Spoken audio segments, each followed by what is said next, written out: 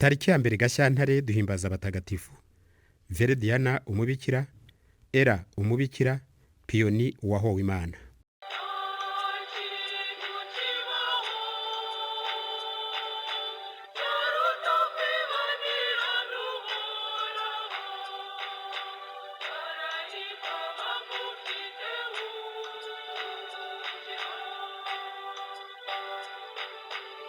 Turahimbaza mutagatifu Verediana wahowe Imana ahagana mu mwaka w'1247.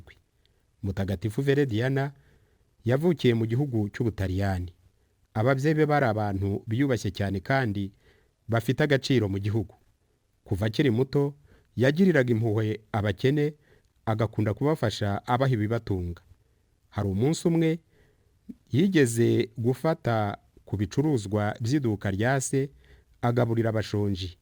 Ibyo byose ariko akabiterwa ahanini n'urukundo ruhebuje yari afitiye Yezu Kristo. Urwo rukundo kandi nyuma yanarugaragaje amwiyegurira. Kugira ngo arusheho kwitagatifuza, yigiriye inama yo kwihererera ahantu ha wenyine, nibwo yubakishije akazu gato cyane iruhande rwa kiliziya, nuko aba ariko yiberamo wenyine, igihe cye cyose agiharira gusenga. Naho hantu yarangirije imibereho ye ya nyuma y'imyaka 34 yari amaze mu bwiherero bwe n'Imana.